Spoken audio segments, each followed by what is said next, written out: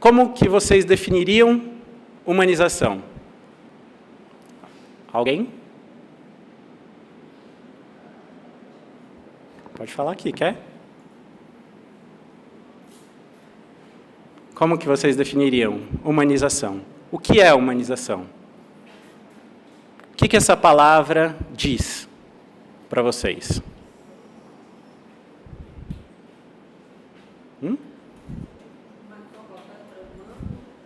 Oi? Uma ação voltada para pessoas? Uma ação voltada para as pessoas, sim, humanos. Uma ação voltada para as pessoas, para os humanos. Ok, sim. Que mais? Legal, vamos lá. Que mais, gente? Humanizar é tentar sentir a dor do outro. Sentir a dor do outro e entender. Entender a dor do outro. Ok. Vamos começar por aí, então. Humanização, se colocar no lugar do outro, tratar como tem que ser tratado. Mas humanização diz de algo, de um processo, né?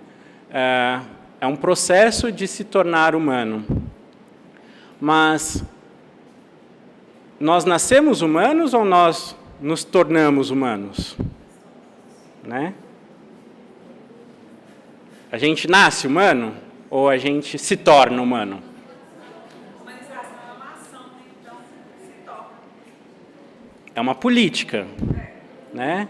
É uma ética, é uma proposta educativa também, né? É algo para fazer com que alguém se torne. Mas a gente já não nasce humano?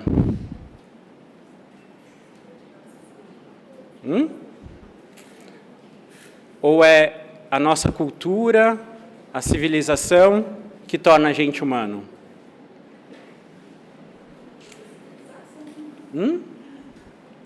Fala que nós somos seres humanos, mas é a cultura e a civilização que torna a pessoa humana. Pois é. Se ela for criada de um animal, ela se torna um animal. Pois é. Não é? Historicamente, se a gente for pensar um humano hoje, o que é considerado humano hoje, ou desumano hoje, e o que era considerado humano ou desumano há um século atrás, é diferente? É diferente, né? Há 500 anos atrás, também é bem diferente. Então, a humanização é um processo também. É um conceito, ela acompanha uma ideia, um conceito de homem, um conceito do que é humano. E hoje aqui, eu queria trazer para essa conversa, né, e aí por isso a provocação do começo, né, trazer a ideia de humano para além do cidadão. Né? A gente tem no SUS, desde 2003, a Política Nacional de Humanização, Humaniza-SUS. Né? Mas se vocês pegarem lá, o Humaniza-SUS, ele tem duas vertentes muito fortes na humanização, que é a primeira, a do cidadão, né? A pessoa dos direitos, a de preservar os direitos, de garantir os direitos do usuário, né? E a questão da gestão, de fazer uma gestão democrática, né? Bacana, onde que os profissionais pudessem participar da gestão e contribuir para que essa gestão fosse cada vez mais próxima do paciente. Então, os profissionais que estão no contato direto com o paciente participassem da construção do sistema de saúde. Né? Mas a ideia aqui é trazer para além do cidadão. Então, um pouco na linha do que vocês falaram, né? Tomar a humanização como aquilo que vai ao encontro do que é próprio do humano, para além do cidadão, né? O cidadão de direito. E o que é próprio do humano? Sentimentos, emoções, contradições é próprio do humano. Nós somos constituídos muito mais de contradições do que de coesões, de coerências na nossa vida. Né? A gente se contradiz mesmo quando a gente não quer. A gente, muitas vezes, acha que dá conta de coisas que a gente não dá. Conflitos. Conflito também é próprio do humano. Tem uma carta muito interessante, que é a carta de Freud para Einstein, que, inclusive, a questão da humanização ela é bem presente nesse contexto, onde o Einstein pergunta para o Freud como que se faz para evitar a guerra. Eles estão lá em plena Segunda Guerra Mundial, né? E ele fala, Freud, como que a gente faz para evitar a guerra, né? E por que existe a guerra? Né? São as duas perguntas que ele manda para o Freud. E o Freud vai respondendo que a guerra ela acontece por conta da civilização. Por quê? Porque o selvagem, digamos assim, ou o homem mais próximo da sua natureza animal, digamos assim, este homem ele não tem conflitos. Ele é cruel, mas ele não tem conflito. Porque o conflito ele é próprio da civilização. Como que ele argumenta? Que o selvagem, se ele tem vontade de alguma coisa, ele vai lá e faz. Se ele tem vontade de transar com uma mulher ou com uma fêmea, né, ele vai lá e transa. Se ela não quer, ela bate nele, ele bate nela, enfim. Há a crueldade, um mata o outro, enfim. Mas não há a questão do conflito de você ter que lidar com o seu desejo e não poder executá-lo. E o Freud vai dizendo que ter que lidar com esses conflitos chega ao ponto de que eles vão crescendo, crescendo, crescendo, crescendo, e algo que também é próprio do humano, né, que ele vai dizer, que é a maldade e não a crueldade é mais animalesco, né, mas a maldade, essa coisa de planejar, de fazer alianças, ela chega ao ponto de eclodir uma guerra, né, ou seja, uma civilização que se desenvolve muito, chega ao ponto de uma guerra. Mas aí vem o Einstein e fala, mas então, o que a gente faz? A gente acaba com a civilização? É isso? Né? O problema é a civilização? Como que a gente faz para evitar a guerra? E o Freud fala, não, para a gente evitar a guerra, só com mais civilização. Por quê? Porque só uma civilização que falha em algum ponto, que não permite a possibilidade de resolver esses conflitos de outra forma, é que chega a guerra. Ou seja, há uma falha. Ok, a civilização ela foi caminhando, mas chegou num ponto que ela falhou. E o humano, nesse momento em que ela falha, o humano se perde, e a gente tem aí os conflitos muito fortes. O que é próprio do humano também? O sentido e a finitude da vida. Né? Dentro do mundo animal, somos a única espécie que tem essas características no nível que a gente tem. Né? Sentimentos, emoções, os outros animais também têm? Tem.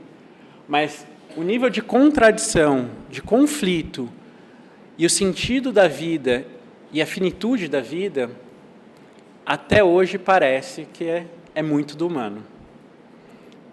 Então, falar de humanização é falar de como que a gente vai lidar com isso daqui. Então, se a gente está falando de humanização, humanização é comunicação.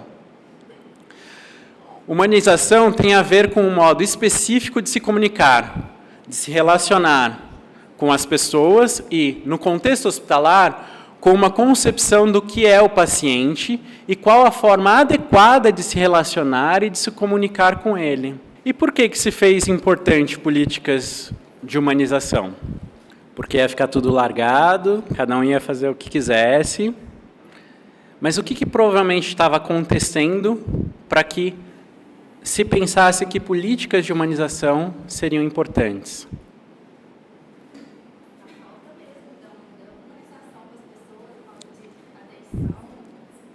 Talvez os hospitais estivessem um pouco brutos, né? Talvez sim. Talvez não se estivesse pensando nos pacientes nessa perspectiva. Mas, como eu disse, a política de humanização ela vem bastante pela linha do cidadão, de resgatar os direitos e tudo mais, né? Que vem aí com o SUS, né? Nessa onda aí do SUS, né? Que é importante, mas não fica de fora a gente trazer essa outra dimensão que é tão importante, que é do cuidado do paciente. Então, se a gente está falando que a humanização é isso, é o cuidado com o paciente, a forma de se comunicar com ele. Primeiro, a gente tem que definir o que é o paciente. Vocês já pararam para pensar o quanto de não um paciente pode dizer dentro do hospital?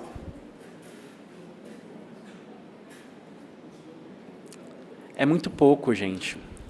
Um paciente quase nunca pode falar não. Ele tem que saber muito bem o como ele vai falar não. Porque, a depender de como ele fale não, ele está desautorizando um médico, ele está desautorizando um enfermeiro, um psicólogo, um fisioterapeuta. E essas pessoas, elas têm a vida dele nas mãos. E quando vocês entrarem no hospital, vocês vão ver o peso disso, né? Porque a negligência de um enfermeiro, e negligência bem pequena, tá, gente? De esquecer o medicamento, pode matar o paciente. Negligência de não querer ir lá e limpar o paciente.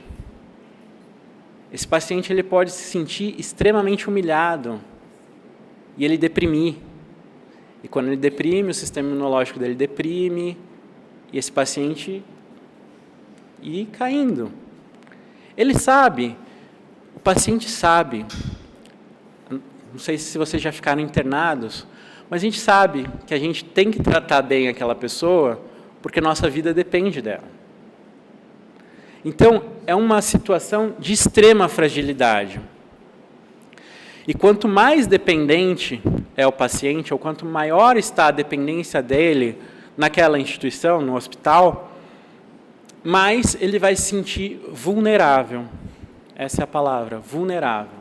E essas são as implicações na saúde psíquica e orgânica desse paciente. Ele está vulnerável. Ele está frágil. Por que eu estou dizendo isso? Porque se a gente tem essa concepção de paciente, fica mais fácil entender o que acontece nas relações. Muitas das vezes, os profissionais entram em conflito, em atrito com o paciente, porque esquecem que é uma pessoa que está mal, que está muito frágil e que, por isso, pode estar desorganizado psiquicamente. E nessa desorganização, fala de uma forma grosseira ou rebate de uma forma que agride, ou ele está se sentindo mal cuidado, por exemplo, e ele diz um não no sentido de não quero essa medicação, não vou fazer, não vou aderir a alguma conduta, e o profissional se sente muito ofendido. E aí é ruim para o paciente. Bom, já falamos do humanização, já falamos do paciente, agora vamos falar de hospital. Quando vocês pensam em hospital, o que vem à mente de vocês? Pois é, justamente, quase nunca se pensa que o hospital também é lugar de nascimento. É bem difícil isso estar no imaginário social, como um lugar onde também se nasce, né? Normalmente, quando falar, a pessoa foi para o hospital, foi hospitalizada. Ai, meu Deus, como que está? Né?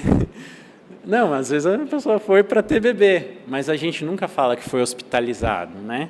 Foi ter bebê, né? Então, o hospital ele carrega essa dimensão do imaginário social de sofrimento, de morte, de dor, de sobrecarga de trabalho, né? Por vezes, alívio, né? A UTI, inclusive, é um lugar que é muito curioso, né? Porque se o paciente vai para a UTI, do ponto de vista clínico, é porque ele tem chance, né? Mas no imaginário social meu Deus, foi para a UTI, né? É como morreu, né? Então, tipo, acabou. Mas do ponto de vista clínico é porque não, ele vai ter cuidados intensivos, porque naquele momento ele não está bem e ele vai melhorar.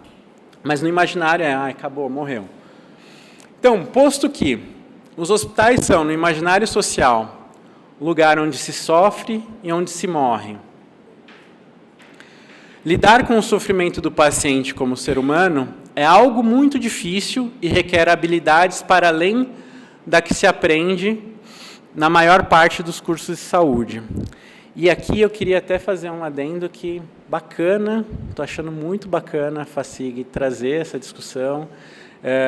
Conversei brevemente com os coordenadores de curso e há um entrosamento muito legal nesse sentido, que em muitas instituições não tem, né? Nesse sentido aqui mesmo, de trazer esse tipo de discussão, de fazer uma proposta de integração, que é o que eu já vou falar mais à frente, né? De conteúdos para que se tenha uma formação que vá mais num modelo biopsicossocial, né? E menos no biomédico. Posto que a morte é tema tabu na sociedade, então, quem conversa sobre morte na família aqui? O meu pai, ele tem 80 anos. Só que ele é assim, bem esperto, né? Uma pessoa bem anda mais até do que eu. Eu falo para ele, seu pai, já pensou essa casa sem o senhor? Como que vai ser? Minha mãe tem 73, ela é mais doente que ele. Aí eu começo a imaginar dentro de casa, porque somos nós três, né? Eu, meu pai e minha mãe. Eles já idosos, e esse ano eu perdi meu avô. Então, eu vejo essa questão assim... Como é para ele? Para ele, ele fala assim, acho que eu estou indo já para o final da vida, mesmo assim, estando saudável. Mas ele vive bem, né? Uma pessoa de fé. Então, assim, eu não vejo que ele encara isso como assim, um sofrimento, não. Mas... né, já começa a falar assim, estou chegando a 81, que ele vai fazer agora em novembro, como uma forma assim de... eu já estou caminhando para a morte. E ele gosta de falar sobre isso? Então, ele não fala muito não, mas do que eu já ouvi falar, pessoas que vamos supor, que morreu alguém de uma família, por exemplo, morreu meu avô. Diz que o interessante é você falar para a pessoa. Hoje em dia as pessoas fogem dessas pessoas. E é errado isso. Na verdade, você tem que falar do assunto com o outro. Ontem eu sentei perto de uma senhora, ela tinha perdido o filho dela, que é médico, esses dias. Eu conversei sobre ele com ela. Mas eu dei palavra de conforto, como eu falei, né? O Senhor levou e ela estava bem conformada e estava sentada no ponto de ônibus, tentando arejar a cabeça, sabe? Porque o filho dela tinha morrido, uma pessoa que já é médica na cidade há muitos anos, aqui na nossa cidade. Então, assim, falar eu acho que é bom, mas nem todo mundo entende sobre isso, que é dessa forma que falar é bom. Perfeito. Muito bom, muito bom. Quer falar? Como que é lá na sua casa? É uma situação meio difícil, porque às vezes a morte ela comete famílias e traz dor e sofrimento mais que outras. No exemplo da minha família, a gente fala muito de morte porque a gente tem um alto risco de ter câncer.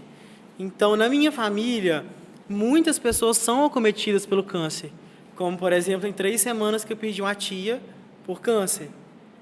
E isso, tipo assim, são pessoas muito próximas. Então, eu, minha mãe, minha irmã, a gente senta, conversa sobre a morte, fala as consequências talvez de não querer se tratar, o que a falta da pessoa faz para o restante da família.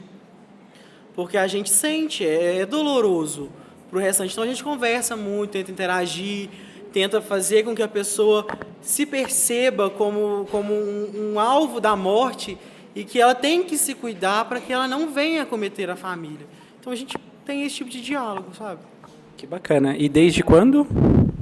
Desde quando? Tem de 5 anos para cá a gente vem com isso com frequência. Porque em 5 anos eu já perdi 7 pessoas da família próximas por esse problema. Então, o câncer, como ele vem muito agressivo, faz a gente refletir melhor sobre a vida, sobre a morte, sobre as nossas atitudes, sobre nós como seres humanos mesmo, sobre a humanização em si, sobre o amor, sobre o afeto e o carinho, e, sobretudo, sobre a saúde e o quão a pessoa é importante na vida da outra. Então, a gente tem esse cuidado. Bacana, bacana. Mais alguém conversa em casa sobre morte? Ninguém? Não precisa falar agora, só levantar a mão, só. É muito pouco, gente, né? Vocês sabem que vocês são exceção, então, né? Se não sabiam, acho que fica aqui a dica. Na escola, quem teve na escola alguma coisa de conversar sobre morte na escola? Enquanto estava no colégio? Não. Com os amigos. Quem conversa sobre morte com os amigos? Você também conversa?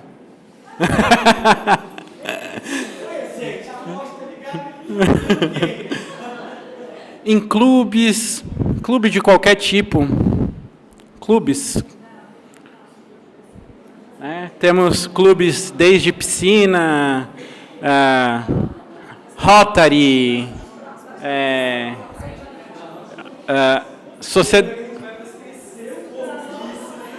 né? No bar. Quem fala sobre morte no bar? Você fala? Quem mais fala sobre morte no bar?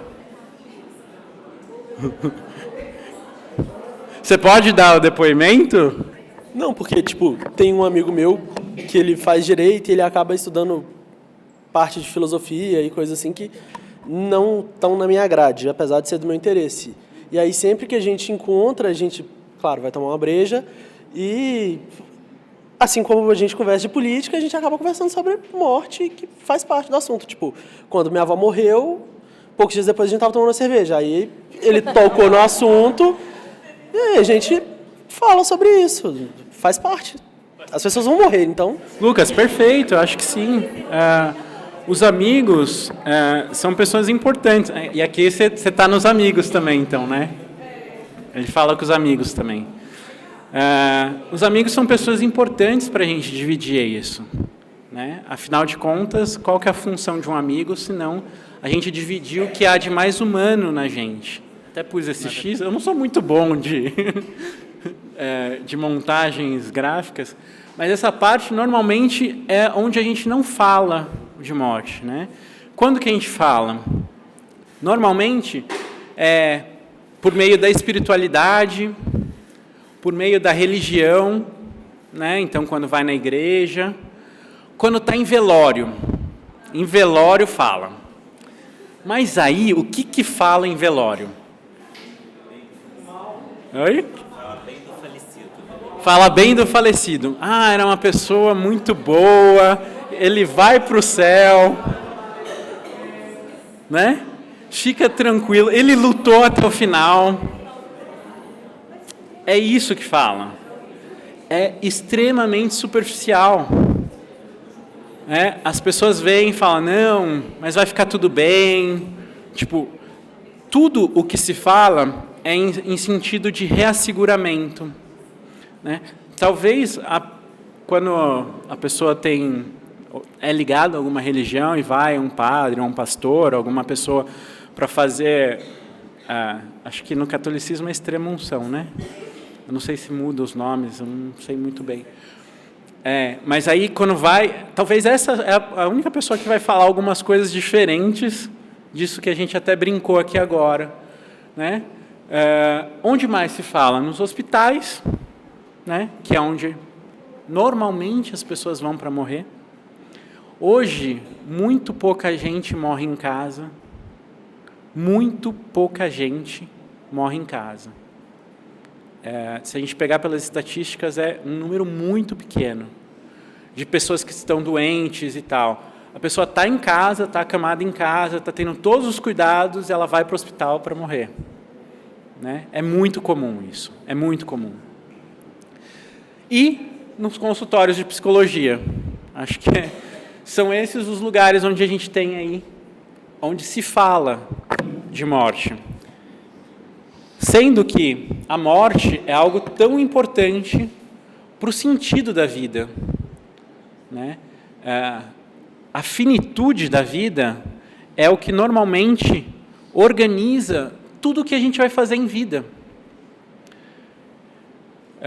Se eu vou estudar, ou se eu vou trabalhar, se eu vou comprar uma casa, um carro, ou se eu vou torrar o meu dinheiro no jogo, ou em drogas, ou em sexo, ou em seja lá o quê, em festas. Né? Se a gente não tem uma dimensão de finitude da vida, seja ela no sentido de que não vai acabar agora, ou que vai acabar agora, não há organização no tempo. Né? E a gente não fala de morte. Precisa vir eu lá de São Paulo. Bom, então se nos hospitais morre tanta gente,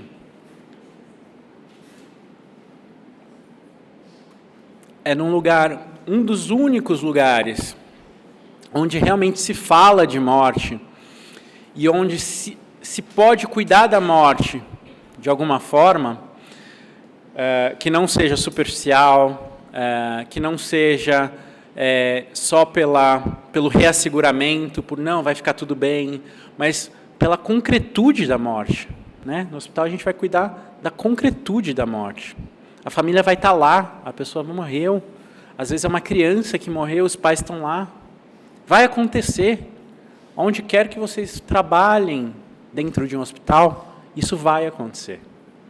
Se sabe que vai acontecer. É isso, vai acontecer. Então, espera-se que os profissionais de saúde tenham uma formação adequada para lidar com o sofrimento humano e com a morte. E por que não tem? Por que a gente chega no hospital, e eu fiz o meu mestrado com profissionais de saúde da pediatria, enfermeiros, a equipe de enfermagem da pediatria, e o principal problema era a morte. Era lidar com o sofrimento. É engraçado mesmo, né? A morte infantil, ela pesa mais do que... A morte infantil pesa mais do que a do adulto, para o profissional. Pois é, eu vou voltar nesse ponto, porque essa era a minha pergunta de pesquisa. Por quê?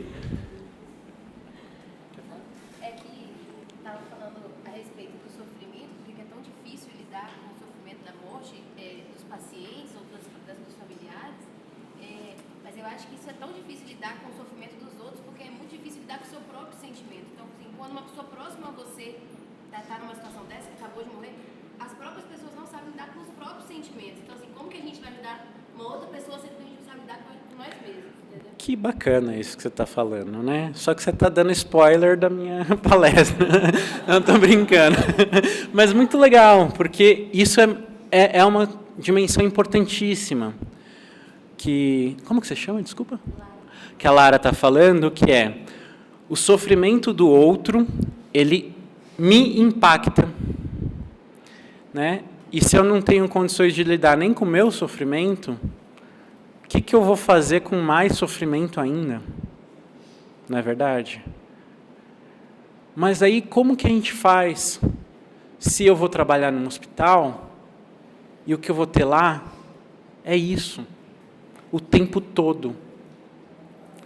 Seja na maternidade, porque às vezes acontece, seja na pediatria, porque também acontece, seja na clínica médica, onde tem adultos, seja na geriatria, onde só tem os senhorzinhos que já estão num processo mesmo de final da vida. Como que eu faço, então? E aí, voltando ao que eu estava dizendo do meu mestrado, nossa, está muito seco.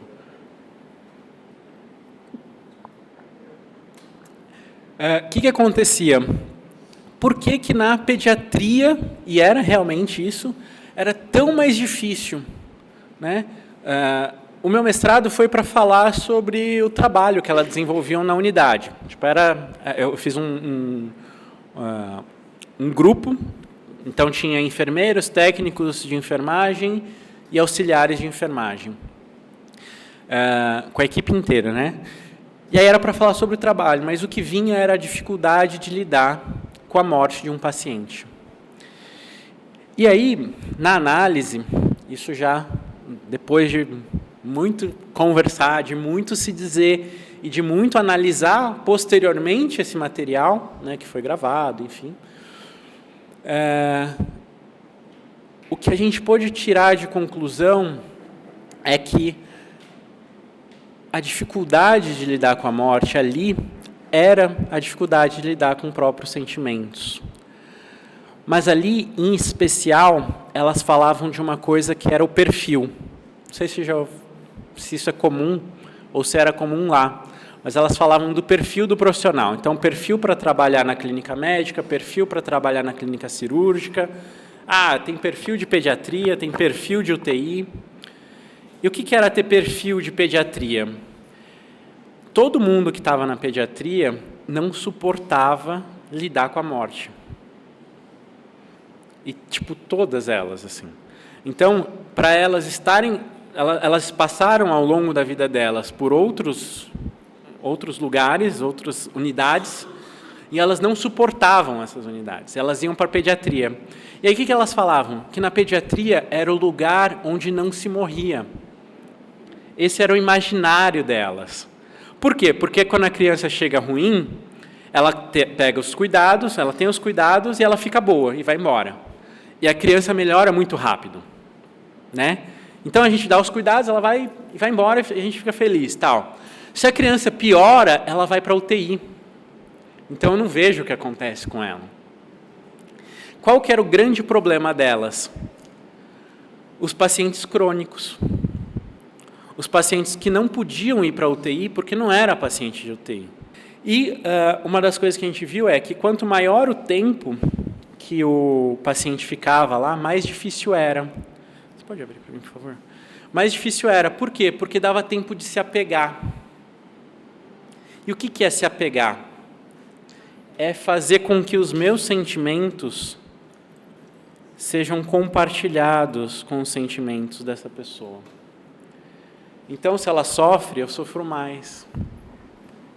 Ou seja, há uma humanização aí. E humanizar é complicado. Por quê? Porque quando eu humanizo de verdade um paciente, eu sofro. Se eu trato ele como um paciente que vai chegar, vai passar, vou dar os cuidados, quase que objetificado mesmo, né? Vou dar os cuidados e tal, e você vai embora, ok. Mas se eu sei seu nome, eu sei sua história, eu sei o que você passa, eu sei o que está acontecendo com você, e eu gosto de você, ferrou. Então, isso tudo que eu estou falando é um dos motivos. Eu pus como primeiro motivo os modelos, né? A gente foi por um outro caminho. Mas um dos motivos para que a gente tenha dificuldade na humanização, ou para que não se tenha humanização, é uma escolha por modelos, né? Por exemplo, o modelo biomédico, ele se apoia em conhecimentos de anatomia, fisiologia, fisiopatologia, que permite ao profissional formular hipóteses que ajudarão a direcionar a entrevista. E isso é o que vai importar. Então, essas hipóteses, elas vão disparar uma série de perguntas, as quais não são óbvias, a quem não tem o conhecimento que habilita relacionar esses eventos. Então, por exemplo, o médico chega para mim, eu estou com uma tosse seca, muito seca, e eu não sei o que é essa tosse. Eu falo para o médico, estou com uma tosse seca e tal, né? Aí ele pega e fala assim, você tem refluxo? Aí eu paro e penso e falo, não. Ele, você tem histórico de refluxo? Não, não tenho. Aí ele fala, você tem asma? Aí eu falo, sim, eu tive quando eu era criança. Aí ele pega e fala, então, você está tendo uma crise de asma. Tipo, eu nunca soube que ter tosse seca podia ser uma crise de asma, uma manifestação de uma crise de asma. Mas a pessoa que tem os conhecimentos, ela vai fazer isso. E tem um outro modelo, que é o modelo biopsicossocial, que o aspecto biológico ele é necessário e vem ao lado das dimensões psicológicas e sociais e suas interações. A formulação de hipóteses englobam conhecimentos a respeito da realidade de vida do paciente, de como vive e o sentido das experiências para ele. Então, se é um médico que está dentro do primeiro modelo, ele vai falar assim, olha, então, acho que você tem que ver como que você vai cuidar aí da sua crise de asma. Um outro médico poderia pegar e falar assim, está acontecendo alguma coisa na sua vida que está te deixando mais estressado ultimamente? Porque crise de asma acontece quando alguma coisa está acontecendo na sua vida, de diferente. Está sofrendo muita pressão? Como está organizada a sua vida?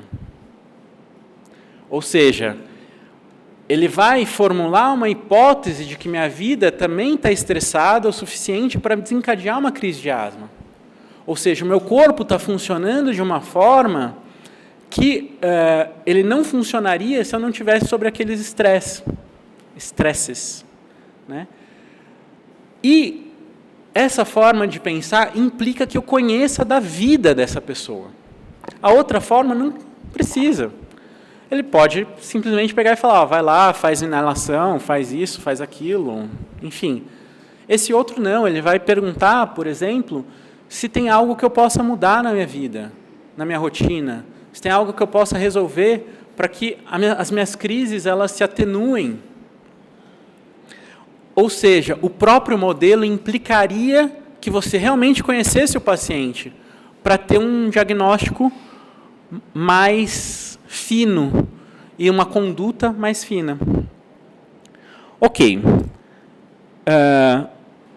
Vamos, então, partir do ponto que estamos todos no modelo biopsicossocial e espiritual também, né? Porque, como a gente está dizendo aqui, hoje, a questão da espiritualidade, ela é o que vai determinar como que a pessoa lida com a finitude da vida, quais são as estratégias de enfrentamento que ela tem.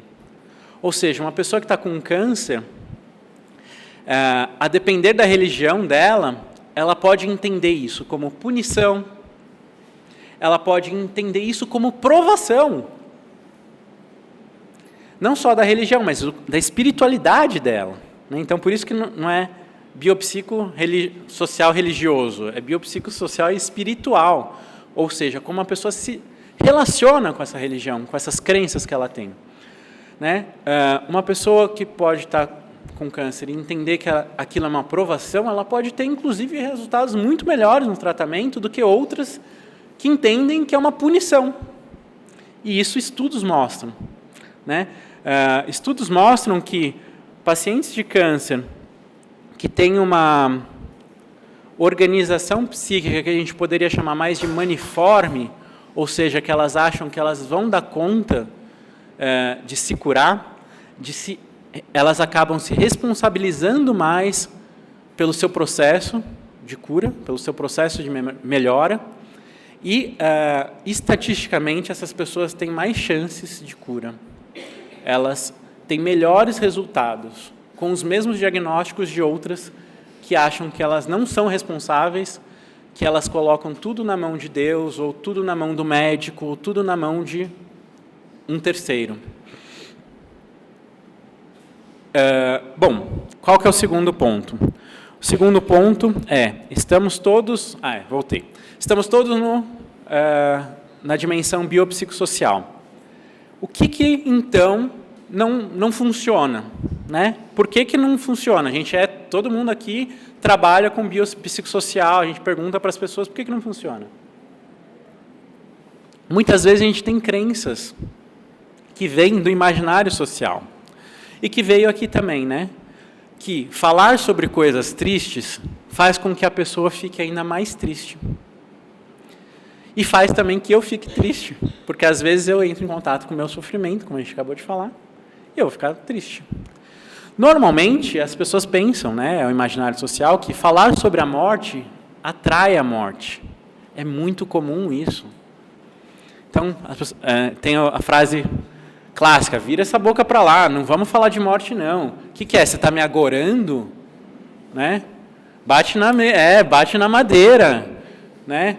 Quando eu morrer, imagina quando eu morrer, sai para lá. Né? E também as crenças a respeito da comunicação. É possível aprender a se comunicar? Agora eu estou voltando de novo a pergunta para vocês. É possível? Sim. Como? Praticando, né, lidando com essas... a prática da comunicação, ela pode ser verbal ou não verbal, né? Então, assim, a gente pode aprender no dia a dia, né, falando de coisas novas que a gente não domina e pode aprender sobre isso, ou com algum profissional, né, que lida com essa área. Mas isso não é inato? Tipo, a pessoa sabe se comunicar ou ela não sabe se comunicar e pronto, acabou?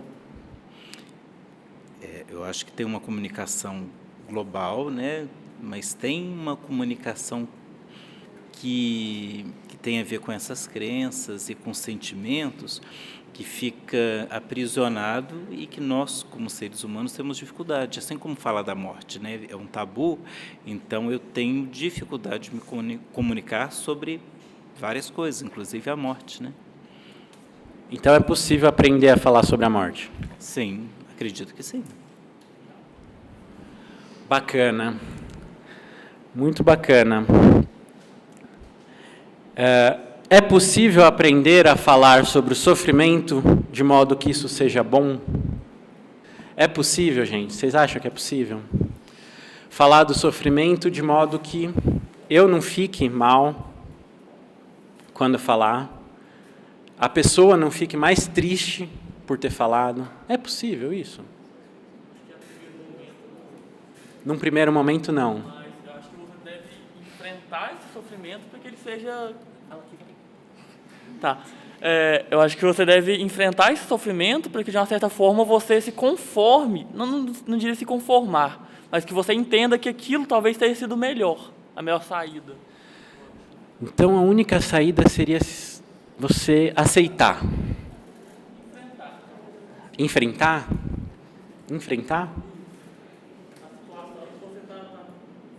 Uhum.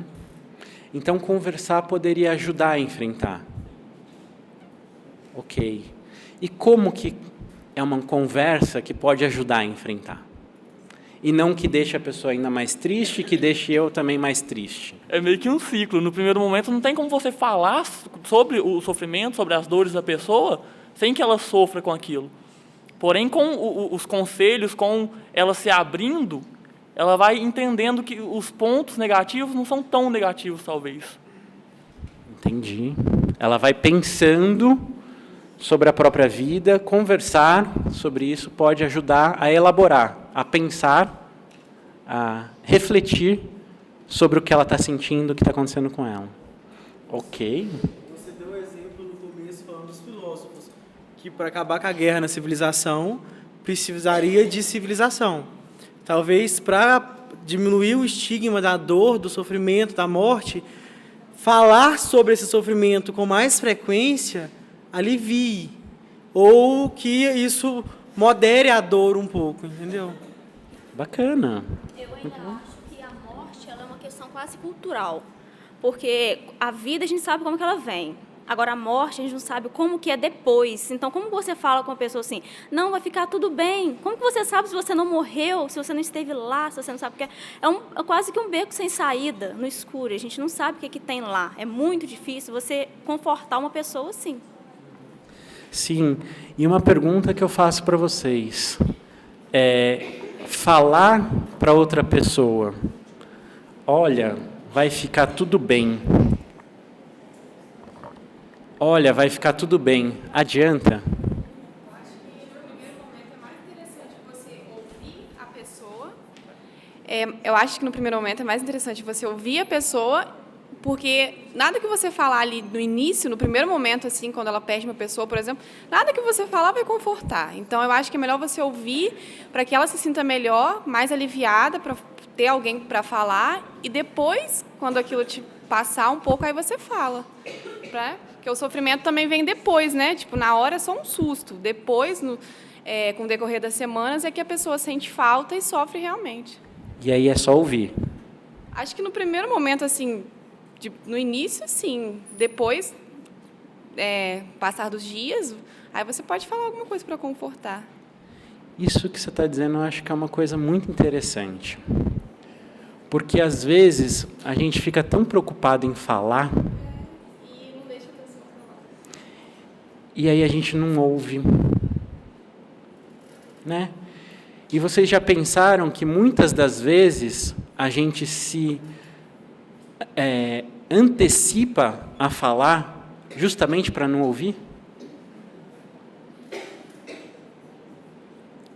Porque quando a gente fala, a gente não ouve. Então, um importante obstáculo para a busca e estruturação desse aprendizado, que envolve o conhecimento da pessoa e dos processos comunicacionais, do sofrimento e das formas de se lidar com a finitude da vida, é a ideia de que ele não pode ou não precisa. E aqui, eu não grifei, mas pode pôr um grifo, ou ele não precisa ser aprendido. E por isso que não está dentro dos cursos, não está dentro da grade, para que se pense sobre isso. Essa crença é ainda dominante entre os profissionais de saúde e docentes em instituições de formação de profissionais de saúde.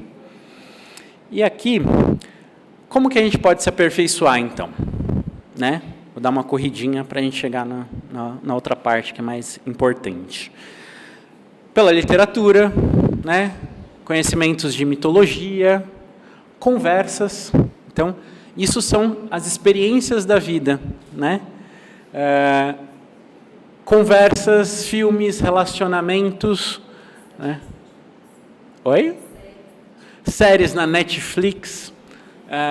Pela experiência profissional, que é o que a gente acredita que a formação vai ajudar também, né?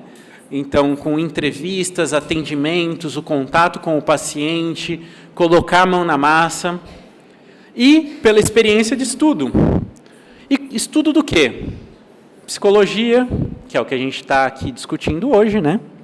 Sociologia, comunicação, etc. Mas, principalmente, aprendendo a operar os conhecimentos dessas disciplinas. Não só saber que lá Kubler-Ross, Elizabeth Kubler-Ross falou lá dos estágios da morte, a morte morrer, né? O paciente está em negação. Mas daí, você faz o que com isso? O paciente está em negação. Ok, ele está em negação. E você faz o que com isso? Isso é o que importa. É saber operar esse conhecimento. Eu, como profissional, quando tenho um paciente que está em negação na minha frente, o que eu faço? Chamo o psicólogo, né? Normalmente é isso que acontece. Aí, eu vou trazer aqui uma experiência que eu tive quando eu lecionei para psicologia médica na Escola Paulista de Medicina, lá em São Paulo. E lá no curso, ele estava estruturado de modo que o objetivo do curso era fazer, construir ou ensinar, né? O médico, o futuro médico, a fazer uma entrevista de verdade. a entrar em contato com o paciente de verdade, a sofrer junto com o paciente, a entender a importância de perguntar sobre sexualidade, sobre situação econômica, sobre sofrimento, sobre morte. E aí eu vou trazer aqui algumas coisinhas que apareciam, porque eles faziam relatórios. Então, era dividido, o semestre era dividido seguindo o curso da vida, né? Então, nascimento, infância, adolescência, idade adulta e fim da vida e morte, né? Era mais ou menos esse. Então, eles faziam entrevistas em diferentes lugares, respeitando essa sequência de faixa etária. Então, aí o que vinham nos relatórios? Achei a situação muito mecânica. Fiquei muito preso ao roteiro, que é o que a gente estava falando, né? Às vezes, o paciente pega e fala assim, com quem que você mora? Você mora com seus pais? Você está entrevistando um adolescente de 15 anos. Você mora com seus pais? Não, meu pai morreu. Com quem que você mora?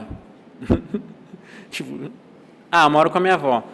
Tá. Você está em que série? Tipo, como assim? Ele acabou de falar que os pais dele morreram. Que ele não mora com os pais dele porque os pais dele morreram. Né? Dentro de uma anamnese, depois você vai chegar para esse paciente e vai falar, então tá, daí você toma esse medicamento aqui e tal. Você acha que ele vai tomar? Difícil. Né? Quantas vezes a gente ouve, né? O médico nem olhou na minha cara. Né? E às vezes acontece. Às vezes não é porque o médico é ruim, ele tem um coração ruim, ou ele é um mau médico como formação, mas porque ele aprendeu que não é importante fazer isso. Aí, outra. Acho muito complicado perguntar sobre a vida pessoal do paciente, principalmente sobre a sexualidade e a situação econômica. Isso aqui vinha tudo nos relatórios, tá, gente, deles. Achei um pouco complicado quando chegamos às questões sexuais da paciente. Foi difícil conter o riso. Por que dá vontade de rir? A pessoa não sabe lidar com a sua própria sexualidade. Talvez ela não saiba lidar com a própria sexualidade. Talvez ela não conseguiu nem ali se colocar ou entender a importância de perguntar sobre a sexualidade. Ela acha que ela está falando, talvez com a avó dela, ou com a vizinha da esquina. Ela acha que ela está numa mesa de bar, né? Ela ainda não entendeu que ela está na função, no papel de um profissional de saúde, que está ali para cuidar do paciente. Então, retomando o que eu falei, por isso que era tão importante aquilo que eu falei do paciente, ele está ali para ser cuidado. Ele não está ali para ser só conhecido, a história dele como uma fofoca. Né? E quando a gente consegue entender isso, aí passa a ter outro sentido o que as pessoas estão falando para a gente. Não consigo entender qual a necessidade de ficar perguntando sobre a vida pessoal do paciente. E se o paciente chorar, o que eu faço? Vocês já se perguntaram sobre isso? Vocês já atenderam? Paciente assim mesmo? Ainda não.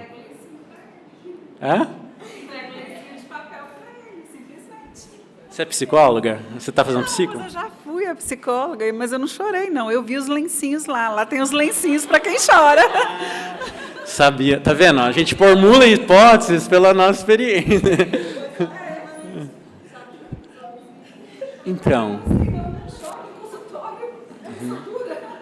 Então, e se o paciente chorar, o que a gente faz? E não consigo entender qual a necessidade de perguntar sobre a vida pessoal do paciente. Eu acho que é porque no médico, ele está tão rotulado que ele tem que tratar aquele sintoma ali, está tão focado naquele sintoma, que às vezes ele não para pensar que a pessoa está tendo falta de ar, está dormência nas mãos, alguma coisa assim. Pode ser uma ansiedade. Por quê? Tipo, essa parte não interessa. Interessa o remédio para passar esse sintoma. Só isso. Sim, que é a questão dos modelos que eu tinha falado. Perfeito. Então, se o paciente chora, o que eu faço? Gente, isso é uma dimensão de angústia que perpassa profissionais já formados, tá? E que estão atuando há muito tempo. Eles não sabem o que fazer. Quem é psicólogo e for trabalhar em hospital, vocês vão ver que muitas das vezes você é chamado porque o paciente chorou. Só por conta disso. Se o paciente chora, ele chama um psicólogo. Eu atendi hoje, eu trabalho, já sou técnica, e atendi hoje, o paciente começou a chorar, eu cheguei até ele, não quero falar, eu falei, não, pode me falar, estou aqui para isso.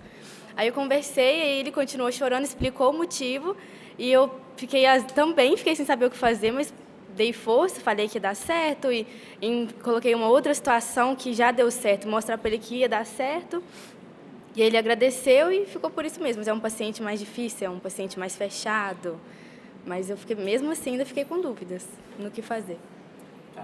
Você teve essa saída, mas você não tem muita certeza se foi o suficiente.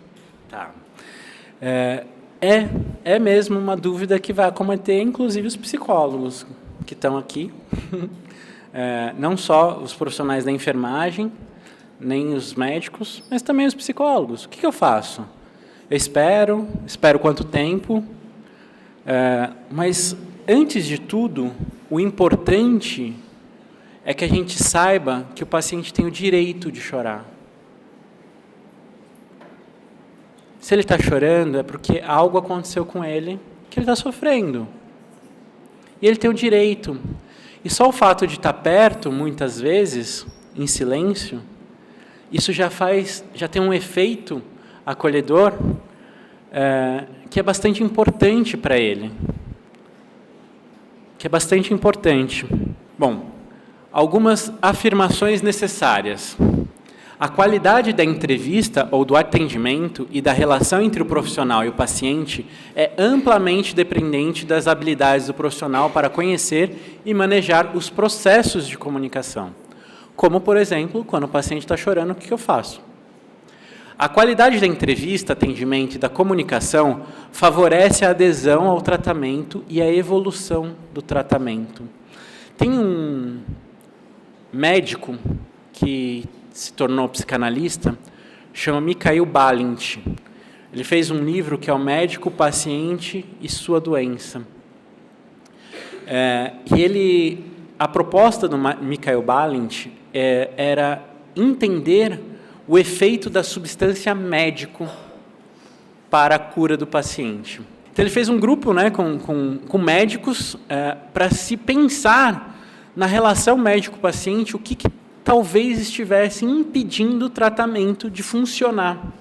É um livro muito bacana, um dos estudos aí, referência em psicossomática, porque a própria relação médico-paciente ela tem efeitos terapêuticos. Habilidades em comunicação podem ser ensinadas e aperfeiçoadas. Então, agora eu estou afirmando. Se tinha alguma dúvida, esse talvez era o tópico que pudesse ter mais dúvidas, mas se tinha alguma dúvida, está afirmado, pode ser ensinado e aperfeiçoado. E o curso de psicologia, em boa parte dele, espera-se que é isso que se faça.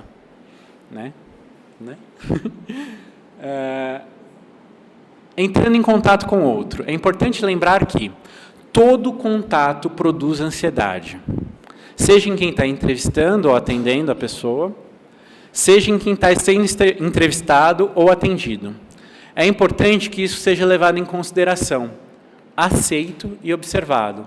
Ou seja, que tipo de ansiedade gera em mim? Quando eu vou atender um adolescente, quando eu vou atender uma pessoa que é da minha idade. Que tipo de ansiedade gera em mim quando eu vou atender uma pessoa que é parecido com o meu pai, ou com a minha mãe, ou com o meu avô que faleceu?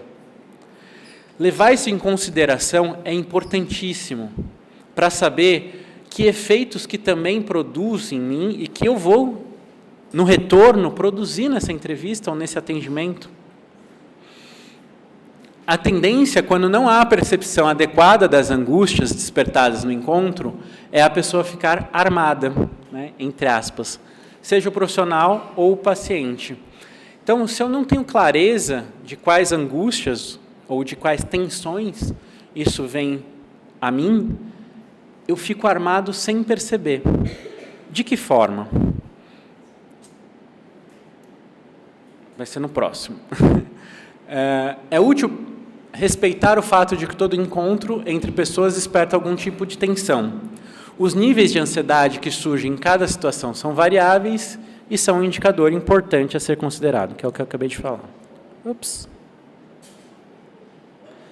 Tá, é verdade. Bom, agora a gente vai começar a falar um pouquinho dessas habilidades de comunicação. E depois a gente vai voltar para mais casos. Texto e contexto. Bom, esse é o principal elemento que a gente tem de organização de sentido de qualquer tipo de discurso. Por exemplo, vocês conseguem ler aqui o que está escrito? Isso, isto não é uma pessoa. Qual é o sentido? Isto não é uma pessoa, está escrito. Vocês conseguem me dar algum sentido para essa frase? O que significa? Um significado.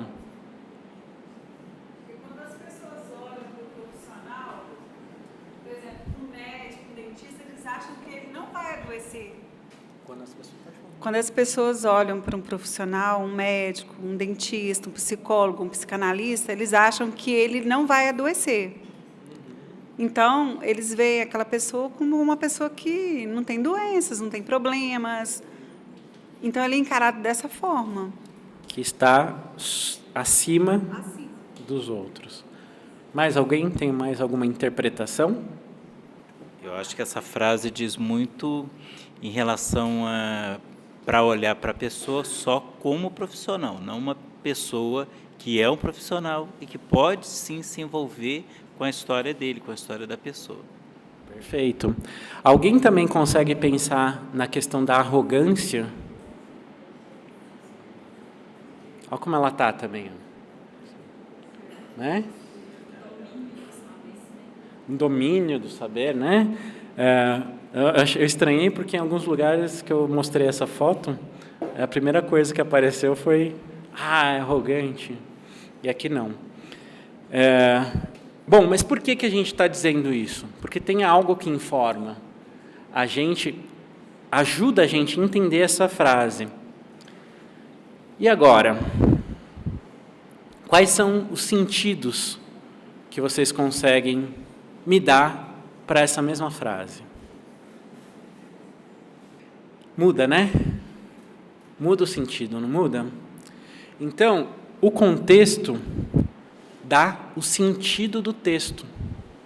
Simples assim. Se eu coloco um médico e falo, isto não é uma pessoa, você nunca vai imaginar que ele é abaixo de uma pessoa, que ele é um sub-humano.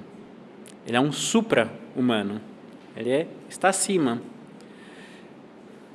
Ao passo que essa mesma oração ela pode significar que a pessoa está abaixo do nível de uma pessoa. Ela está numa situação sub-humana. Né? Então, para o sentido, a primeira coisa que a gente precisa ter é a ideia de contexto, entender o contexto.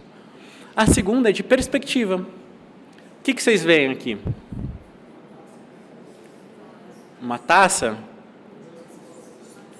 e dois rostos.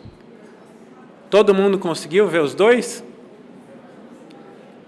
Algumas pessoas vão ver primeiro a taça, o cálice, algumas pessoas vão ver primeiro os rostos. Mas é uma questão de perspectiva. E aqui, qual que é a face que está à frente? É A, B, C, D ou H, G, F, E? Quem acha que é A, B, C, D? Levanta a mão. Quem acha que é a outra?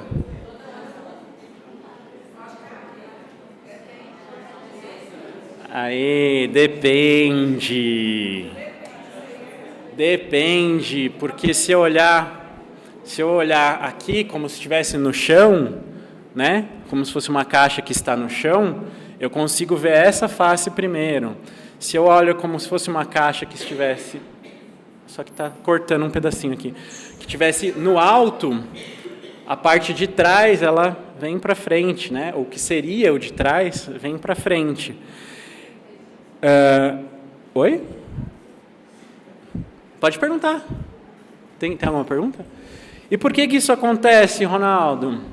Isso vai depender da história de vida de cada um. Hoje, nós temos a maioria, né, viu como se fosse a caixa estivesse no chão. Por quê? Porque normalmente a gente vê um cubo de cima para baixo, dificilmente a gente vê um cubo de baixo para cima. Mas, por exemplo, se você tivesse na sua casa um armário que fica aqui em cima, talvez você já esteja acostumado com essa visão. Hoje a gente não tem mais, mas antigamente tinha as TVs de tubo, né, que a gente punha nos quartos, que quando a gente fala isso, a gente vai contando da idade que a gente tem, né, também. Mas, enfim, talvez isso facilite a gente ter perspectivas. Ou seja, a perspectiva, ela diz da história de vida, assim como o contexto, né? Se fizer um barulho lá fora, agora, cada um aqui vai pensar alguma coisa diferente. Eu vou pensar, pode ser um ladrão, foi um tiro, não, foi rojão, não, é briga. Vai depender do que eu acho que pode acontecer aqui a partir da minha história, a partir da história que eu tenho com esse lugar, né? Ou seja, a nossa história, ela dá sentido para as coisas. Então, perspectivas. Humanizar a relação implica compreender que o esperado é haver conflito, como a gente estava falando, é humano conflito. E que, na maior parte das vezes, o conflito decorre da possibilidade de existência de diferentes perspectivas e de diferentes contextos de vida. Então, muitas vezes, a gente está brigando com alguém, mas é só uma questão de perspectiva. É uma questão de que o entendimento é diferente, não porque um está certo ou outro está errado, né? Se briga tanto por formas de fazer, ao passo que as duas podem ser válidas e pode-se ter coesão, muitas das vezes. Bom, beleza, chegamos ao ponto onde conseguimos, no curso de Psicologia Médica e também com vocês aqui, todos, entender que é importante mesmo saber da vida da pessoa, saber sobre a sexualidade, sobre as questões econômicas. Ok. Então, são alunos que estão aí já evoluindo, que chegam em outros tipos de dificuldade. E quais são as dificuldades? Que são persistentes, que eram persistentes no curso e que normalmente persistem até quando a pessoa, depois que ela se formou, que ela está trabalhando, que ela está lá no hospital. Ela chegou a chorar 2 vezes durante a entrevista, o que causou um certo desconforto. É difícil saber como agir porque eu me senti inibida para fazer algumas perguntas, sobretudo de cunho pessoal, com medo de fazê-la chorar novamente. Se a pessoa chorar novamente, qual que é o problema? Aqui, muito provavelmente, tem um pressuposto de que chorar é fazer sofrer, ao passo que pode não ser. Ao passo de que chorar pode ser um alívio de angústia. Poder falar sobre aquilo, talvez ela não possa falar com mais ninguém sobre aquilo. Chorar pode ser bom. E se eu souber do porquê que eu estou perguntando, lembra das hipóteses? Se eu souber do porquê que eu estou perguntando, por mais que a pessoa chore, eu vou poder dizer para ela que aquilo é importante para eu entender o que está acontecendo com ela, para eu poder cuidar dela. Por mais que seja difícil falar disso. A paciente chorou e demonstrou profunda tristeza e raiva desse homem. Mais uma vez, fiquei sem saber o que dizer ou como agir. Então, a entrevistadora perguntou sobre os seus netos, a fim de distraí-la com um assunto que lhe importava e trazia boas lembranças. Tirou o foco. ela resolveu o problema de quem aqui? O dela. Não o da paciente.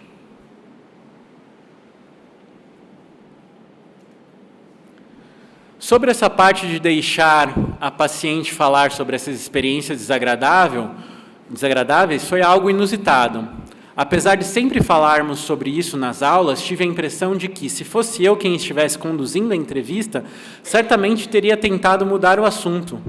Pode parecer grosseiro, mas percebi que eu realmente não daria essa janela para que a paciente falasse e respirasse no seu próprio ritmo.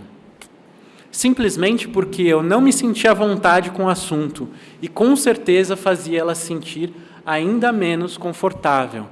Veja, essa pessoa começou a perceber que ela não se sentir confortável era o motivo de talvez deixar a pessoa ainda menos confortável para falar do assunto.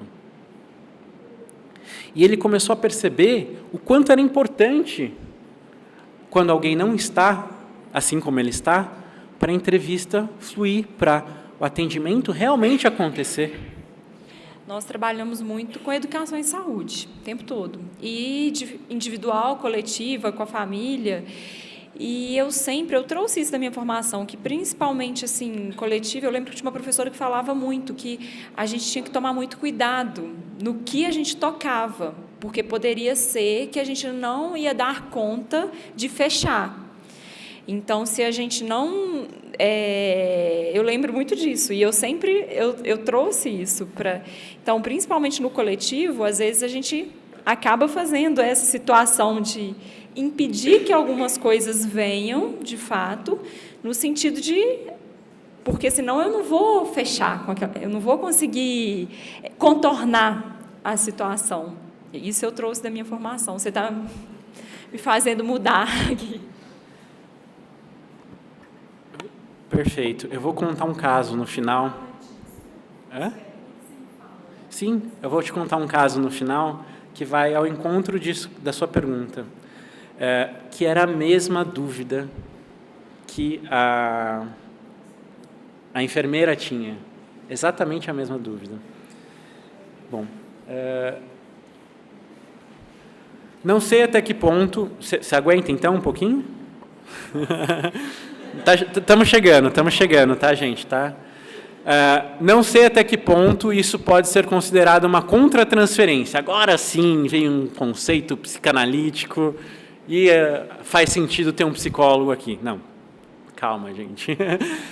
Mas, a meu ver, acho que essa situação é desconfortável, independente de quem esteja me contando que perdeu algum familiar. Ou seja, não considera uma contratransferência. Bom, quem é da psicologia já viu contratransferência, transferência? Ainda não, né? Ele acabou de explicar o que é contratransferência aqui. Foi muito engraçado, porque ele justamente explicou, né? Se é uma situação, para ele, desconfortável, independente de quem esteja contando que perdeu algum familiar, é porque é algo dele. Transferência na psicanálise e contratransferência é quando a gente coloca no outro algo que é nosso, né? A gente imputa a um outro algo que vem da gente. Então, quando o paciente transfere para a gente, ele pode estar transferindo sentimentos, angústias, uma forma de relação que ele tinha com outra pessoa, ele transfere para o profissional. A gente também faz isso, como eu falei, né? Alguém que lembra o meu pai, alguém que lembra a minha mãe, alguém que lembra a minha irmã, alguém que lembra a minha avó, a minha ex-namorada, enfim, o meu amigo, uma amiga. Isso é contratransferência. Então, se ele está dizendo que é desconfortável, independente, é porque ele não consegue lidar. Ou seja, é aquela situação da qual a gente estava falando agora há pouco no outro caso. Só que aí os alunos também começam a ter saídas. E começando aí um processo de resposta, até a Roberta, os alunos também começam a ter saídas. Saídas possíveis. Não vem só mais dificuldades, vem também saídas. Nessa anamnese, conversei com uma senhora que mexeu bastante comigo, por ter visto nela sonhos não realizados, como o de ter um filho, e porque foi a única vez que consegui perguntar à paciente sobre como ela está enfrentando a situação pela qual ela está passando. Ou seja, a paciente estava contando alguma coisa, ela falou, mas e como está sendo isso para você? Perguntei a ela sobre seus sentimentos do momento, como um possível medo de morrer e perspectivas do futuro. Gostei bastante de ter conversado com ela sobre esses assuntos e acredito que a anamnese foi mais completa e proveitosa para mim e para a paciente. Outra. O começo da anamnese foi tranquilo, mas chegou um ponto no qual ela não aguentou e começou a chorar. Isso me desmontou. Primeiro porque senti muita vontade de chorar também, mas me segurei. E porque pela segunda vez a paciente chora enquanto eu faço perguntas. Aconteceu o mesmo na anamnese em clínica médica. E fez com que eu pensasse que o motivo do choro era eu. Depois ouvi da professora. Parece até que é uma vozinha que estava ali na frente. Melhor colocar para fora do que guardar tudo dentro dela. Então me lembrei da empatia do laboratório de comunicação e mudei meu pensamento. Talvez mesmo não sabendo nada de medicina, eu tenha conseguido passar confiança para aquela mulher que externalizou seu sofrimento e conseguiu verbalizá-lo, ainda me olhando nos olhos. A relação de confiança, de que eu posso falar, de que você aguenta ouvir. Isso a gente vai ver. Agora, se chama continência. É um termo na psicanálise que diz da possibilidade de aguentar, de conter, de passar ao seu paciente a segurança de que você consegue ouvir o que ele tem para te falar. Seja o que for. Que ele pode te falar. Que você aguenta ouvir. É a capacidade de permanecer com aquilo que é, sem tentativas prematuras, geralmente em função da ansiedade, de se resolver ou de se livrar do que está ali. Se eu não sei o que fazer, ok. Eu não sei. Qual é o problema de não se saber o que fazer? Qual é o problema? Ainda mais quando se está em formação. A pessoa sabe que você é aluno. Você não tem que saber de tudo sempre, gente. Não tem. E conter essa necessidade de ter que saber o que fazer, de saber de tudo, é importantíssimo num processo de comunicação, porque senão você não consegue ouvir, porque você acha que você já não vai saber o que fazer, então você não ouve, porque daí você não deixa a pessoa falar e não acontece mais. E o que é continência? Por exemplo, poder permanecer com dúvidas diagnósticas ou sem saber como proceder ou agir. Não sei o que eu vou fazer, não sei o que eu vou falar. Permanecer em contato com estados emocionais do paciente. Se o paciente está chorando, por que não chorar com ele? Por que não estar ali? Poder permanecer em contato com os próprios estados emocionais. Se eu estou triste num atendimento, por que eu tenho vontade de sair logo dessa tristeza? Por que eu não posso chorar com o paciente?